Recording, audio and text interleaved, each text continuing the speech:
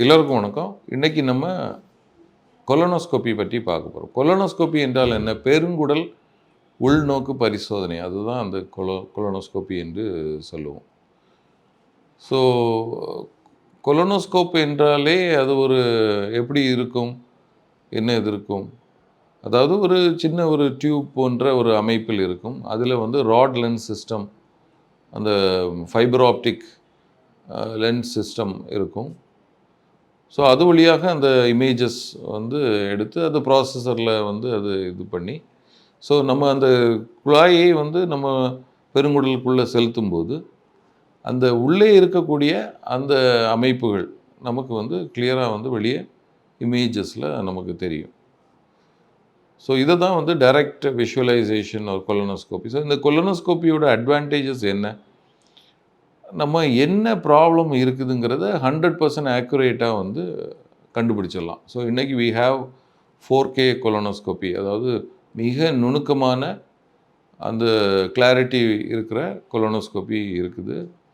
So அந்த visualisation நம்ம பார்த்திங்கன்னா இந்த இமேஜஸோட கிளாரிட்டி இஸ் வெரி அமேசிங். அதாவது மிக நுணுக்கமான மாற்றங்கள், புண் போன்ற வகைகள் கூட நமக்கு அது மிக தெளிவாக அது காண்பித்து தந்துவிடும். ஸோ இதில் நம்ம டயக்னோஸ்டிக் இமேஜிங் என்று சொல்லுவோம். அது டயக்னோஸ்டிக் ப்ரொசீஜர், அதாவது என்ன ப்ராப்ளம் இருக்குங்கிறத பார்க்குறது.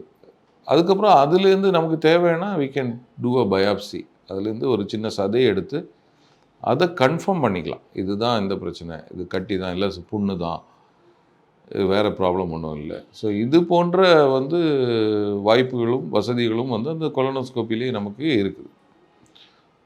ஸோ இது தவிர சில தெரப்பியூட்டிக் ஆப்ஷன்ஸ், ட்ரீட்மெண்ட் ஆப்ஷன்ஸ் இருக்குது. இப்போ கொலானிக் பாலிப்ஸ் என்று சொல்லுவோம். சின்ன சின்ன சதை முளைகள் போன்று தோன்றும்.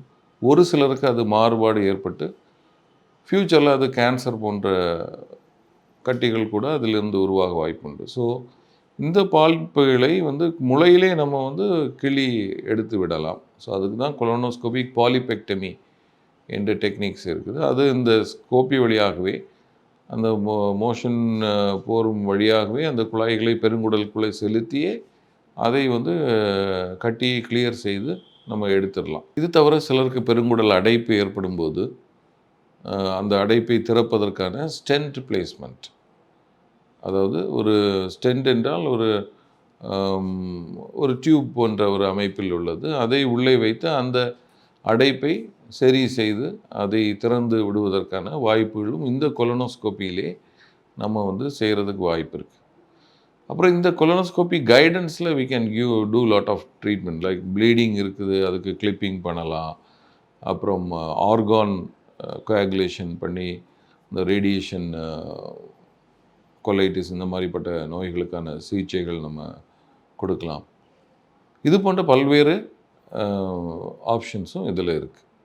சரி, யார் யார் எப்பப்போ கொலனோஸ்கோப்பி பண்ணிக்கணும்? பொதுவாக 45 வயதை கடக்கும்போது நம்ம ஃபஸ்ட்டு டயக்னோஸ்டிக் கொலனோஸ்கோப்பி எல்லாருமே ஒரு தடவை பண்ணிக்கிறது நல்லது. அந்த கொலனோஸ்கோப்பி நார்மலாக இருந்தால் நீங்கள் இப்போ 10 வருடங்களுக்கு ஒரு முறை இந்த கொலனோஸ்கோப்பி பரிசோதனையை மேற்கொள்ள வேண்டும். ஒருவேளை உங்களில் யாருக்காவது குடலில் பாலிப் போன்ற சதைகள் ஏற்பட்டிருந்தாலோ, இல்லை உங்கள் குடும்பத்திலே யாருக்காவது பெருங்குடல் புற்றுநோய் ஏற்பட்டிருந்தாலோ, நீங்கள் அந்த முதல் நபர் புற்றுநோய் கண்டறியப்பட்ட நாளிலிருந்து 10 வருஷத்துக்கு முன்னாடியே இந்த கொலனோஸ்கோப்பி பரிசோதனையை செய்து கொள்ள வேண்டும். ஸோ இது எதுக்குன்னா, அந்த ஃபெமிலியலாக வரக்கூடிய அந்த டியூமர்ஸ் ஏதாவது இருந்ததுன்னா அதை முளையிலே கண்டறிந்து அதை கிள்ளி விட வேண்டும். ஸோ ஒருவேளை அவங்களுக்கு இல்லை, தென்